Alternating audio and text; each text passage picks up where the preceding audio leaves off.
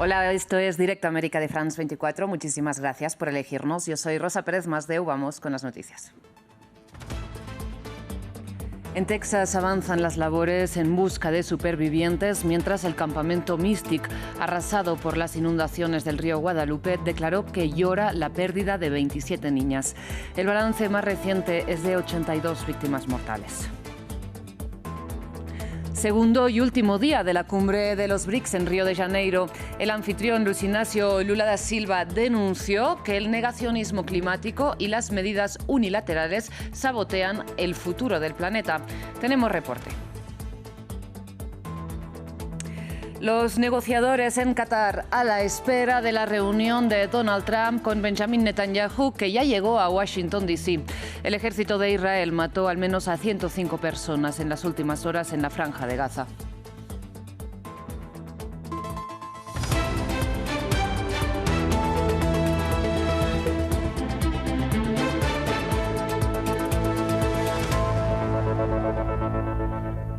Iniciamos en Texas. Esta mañana el campamento Mystic declaró que llora la pérdida de las 27 niñas y sus supervisores atrapados por las inundaciones causadas por el crecimiento del río Guadalupe. A esta hora, por cuarto día consecutivo y ante el pronóstico de nuevas lluvias, avanzan las labores de rescate en busca de supervivientes, cuando hay ya 82 víctimas mortales confirmadas. Cambiamos de tema, vamos a Brasil, porque en Río de Janeiro avanza la cumbre de los BRICS. Sin embargo, ayer domingo ya conocimos la declaración conjunta del bloque que pide un cese el fuego incondicional en la Franja de Gaza y el reconocimiento del Estado palestino, así como la reforma del Consejo de Seguridad de la ONU, entre muchas otras cuestiones. En la jornada de este lunes, la segunda y la última del encuentro, las discusiones están centradas en la crisis climática. Nos amplía nuestra corresponsal en esa ciudad, Valeria Sacone.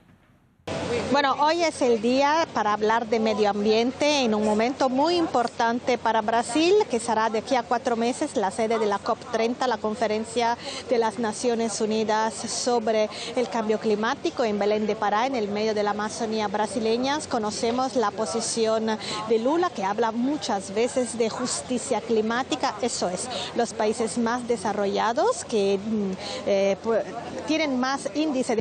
Bueno, hoy es el día para hablar de medio ambiente en un momento muy importante para Brasil, que será de aquí a 4 meses la sede de la COP30, la Conferencia de las Naciones Unidas sobre el Cambio Climático en Belém de Pará, en el medio de la Amazonía brasileña. Conocemos la posición de Lula, que habla muchas veces de justicia climática. Eso es, los países más desarrollados que tienen más índice de polución, según Lula, tienen que pagar más para compensar a los países en desarrollo, por ejemplo, a través de fondos de carbono. Él hoy, en su discurso inaugural de esta reunión, recordaba que el 80% de las emisiones de gas de carbono son producidas por alrededor de 60 empresas, y entonces es un número importante, un índice importante para poder reivindicar esta justicia climática. También se ha hablado de salud, porque los países BRICS, que tienen sistemas sanitarios más frágiles,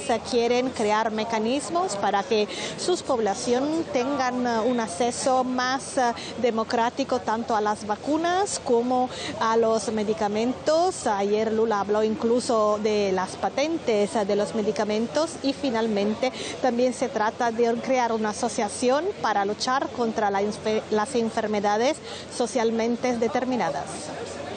Pasamos ahora a noticias de la guerra en Ucrania, porque, por un lado, el ejército ruso reivindica la captura de 2 ciudades ucranianas, una en la región de Sumy, en el norte, y la otra en Dnipropetrovsk, en el este del país. Por otro lado, las autoridades denuncian una operación rusa para desincentivar la movilización de los soldados ucranianos al atacar centros de reclutamiento. Y es que entre las recientes ofensivas de Moscú se cuentan ataques contra oficinas del ejército en Zaporilla y también en Kharkiv, donde los impactos de drones rusos, que también fueron dirigidos contra zonas civiles, causaron al menos 41 heridos. En Odessa, por otro lado, se produjeron múltiples incendios por otro ataque ruso que provocó la muerte de al menos una persona.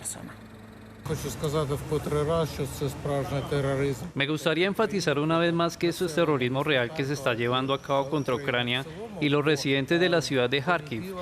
Hoy a las 6 de la mañana, cuando la gente se preparaba para trabajar y algunos todavía estaban durmiendo, los rusos atacaron directamente un edificio residencial. Vamos con otras noticias de Rusia, porque el ministro de Transportes, Roman Starovoy, fue hallado muerto en un presunto suicidio horas después de haber sido despedido por Vladimir Putin.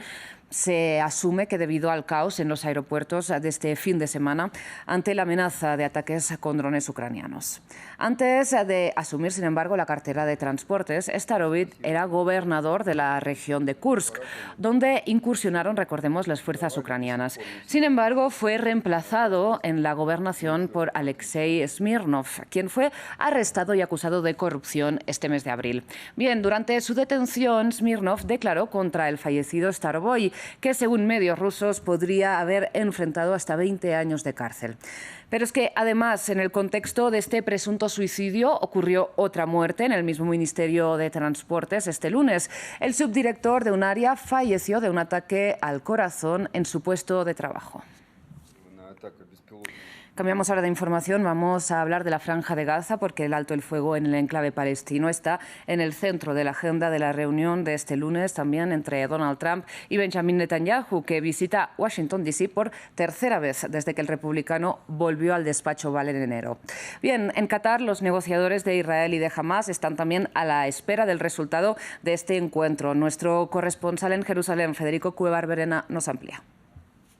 Sí, en principio las declaraciones tanto de Trump como de Netanyahu en la previa de este encuentro que mantendrán en la Casa Blanca han dado la pista de que Gaza va a ser uno de los temas centrales que van a abordar. El presidente estadounidense volvió a repetir ayer que hay buenas opciones de llegar a un acuerdo esta semana para liberar, en sus palabras, a algunos rehenes, mientras que Netanyahu, antes de viajar a Washington, se había mostrado esperanzado de que Trump pueda ayudar a llegar a algún acuerdo, aunque también aclaró que el acuerdo tiene que ser bajo los términos de Israel e insistió con ese objetivo de destruir a Hamás, por lo que se perfila entonces del lado israelí es solo una posible aceptación en principio de una tregua temporal de 60 días, que es la opción que está sobre la mesa para la liberación de 10 rehenes vivos y los cuerpos de 18 rehenes muertos, a cambio de un número por determinar de prisioneros palestinos y también de un incremento de la entrada de ayuda humanitaria sin restricciones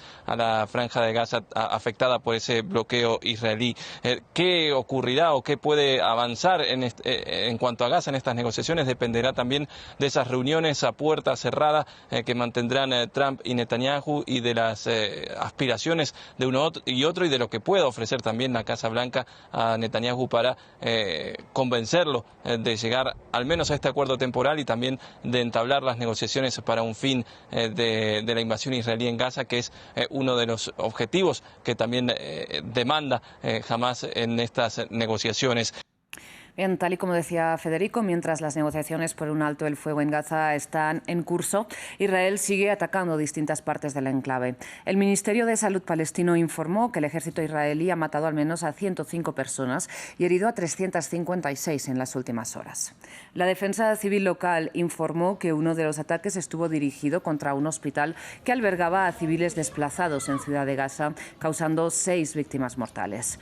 Mientras, en el sur del enclave, otras 2 personas fueron asesinadas y 20 resultaron heridas cuando las fuerzas israelíes dispararon contra un grupo que esperaba conseguir alimentos en un centro de distribución de ayuda de la Fundación Humanitaria de Gaza, controlada, como saben, por Estados Unidos e Israel. A las 11:30 de la noche nos sorprendieron los misiles y las explosiones dentro del edificio, polvo y destrucción. Nos impactó encontrar cuerpos y sangre. Nos concentramos en rescatar a los heridos. Nuestro mensaje a la delegación negociadora y a los mediadores es que presionen para lograr un alto el fuego, porque la población ya no aguanta más, se nos está acabando la paciencia. Seguimos en la Franja de Gaza, donde solo en mayo, según Naciones Unidas, ingresaron en centros de atención médica más de 5.000 niños con desnutrición aguda. Esto es 2.000 más que en abril. Las órdenes de desplazamiento forzado y los bombardeos israelíes han devastado los hospitales, mientras, como saben, la ayuda humanitaria llega a cuentagotas y acudir a buscarla puede ser mortal. El informe es de France 2 y contiene imágenes muy fuertes que, sin embargo, consideramos necesario mostrarles. Este es Yuri. Pesaba solo 3,5 kilos cuando nació. Murió a los 3 meses por falta de leche. El cierre de las fronteras y la falta de acceso a la leche infantil son un crimen de guerra, especialmente contra nuestros hijos. En mayo se puso en marcha una controvertida operación de ayuda humanitaria para Gaza bajo el control de Israel. Pero la leche infantil, esencial para el crecimiento de los recién nacidos, es casi imposible de encontrar. En este hospital, la unidad pediátrica está desbordada de madres desesperadas y sus hijos desnutridos.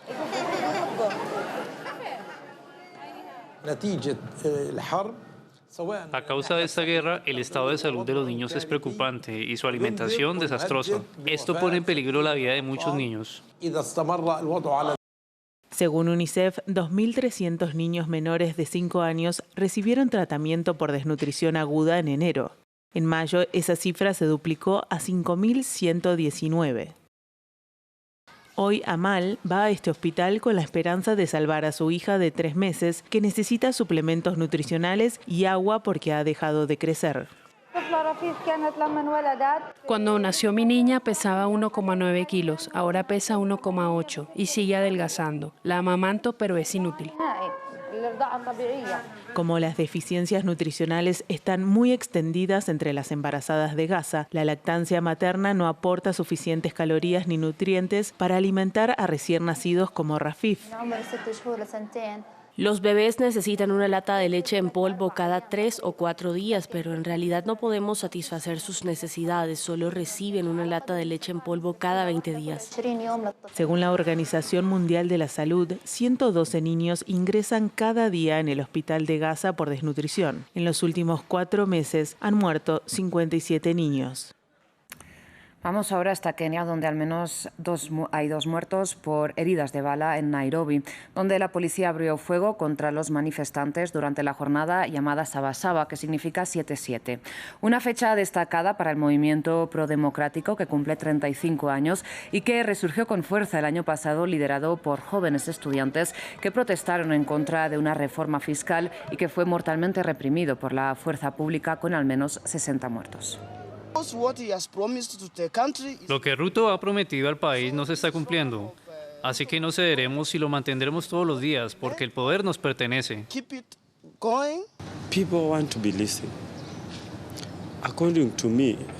La gente está cansada, muy cansada. La gente quiere ser escuchada. En mi opinión, el pueblo tiene derecho a protestar, siempre y cuando no interfieran con algún negocio o algunos bienes.